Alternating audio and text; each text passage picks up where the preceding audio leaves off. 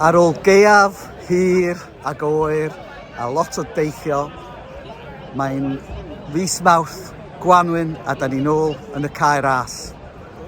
Pam oedd y Groundhog yn Pontytony, Pennsylvania yn codi o'r ddaear ac edrych i'r cymylau a gweld os oedd o'n gallu gweld i gysgod ei hun ar diwrnod cyntaf Gwanwyn, oedd o'n deud os oedd yr haf ar ei ffordd neu os oedd 'na 6 wythnos arall y gaea.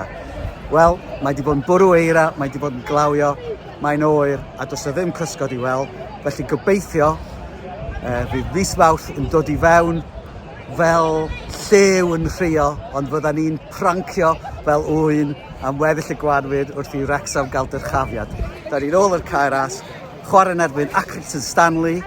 Who are they exactly? Wel, Arwel, be wyt ti'n disgwyl gweld heddiw?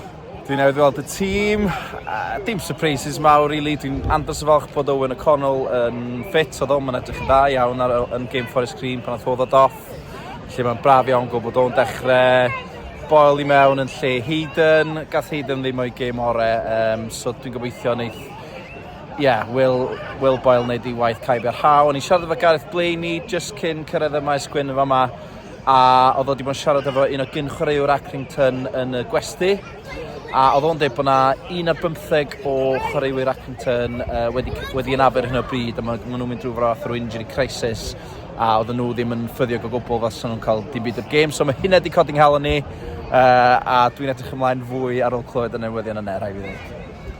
Efor, wyt ti'n teimlo'n hyderus hefyd? Dwi'n siŵr yn hyderus, ond dwi'n teimlo bod hi'n game make or break eto.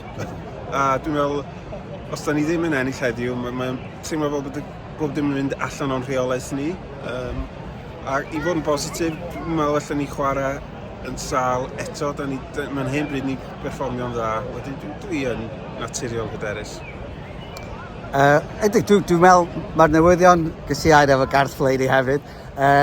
Oedd o'n deud bod nhw'n mynd i fod yn chwarae falle ambell un o'r tîm ieuenctid, ond a mi nath Accrington yn bwlio ni gollon ni yn Accrington, so nhw'r tîm cyntaf yn gallu gwneud y dwbl arno ni heddiw, ond dwi wedi codi nghalon o glywed hynny.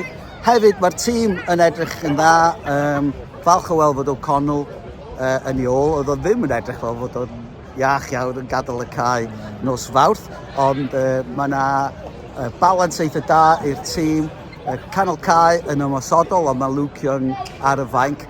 A dwi yn licio gweld Mullin a Palmer yn y blaen hefo'i gilydd. Dwi'n meddwl bod nhw'n efo'r dealltwriaeth yna. Yn ystadegol mae Mullin yn sgorio llawer mwy o goliau pan mae Palmer ar y cae ac yn ffeindio'n anodd iawn pan dydi o ddim.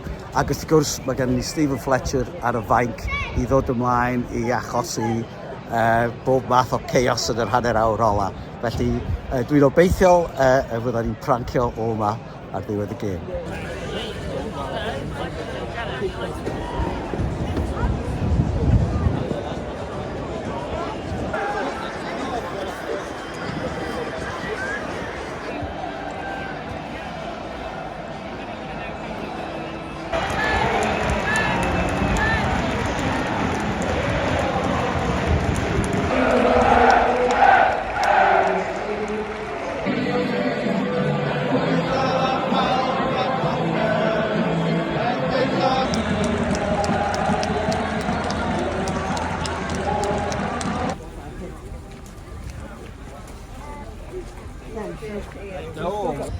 Rwan lanciau'r rhoddw'n glod, yma'r Gwanwyn wedi dod, y gaeaf o'i oer ni iaith heibio.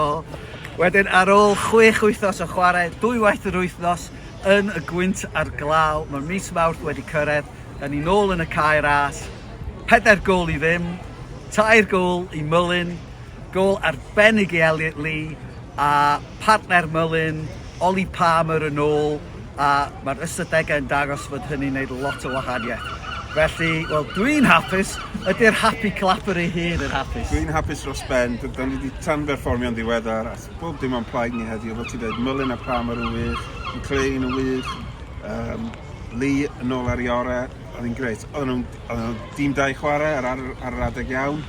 Oedden nhw'n dim gwan, ond a wedyn yr ail hanner, so ni wedi gallu cael mwy, ond oedd pawb reit relaxed ydyn ni. So, greit. Hapus iawn.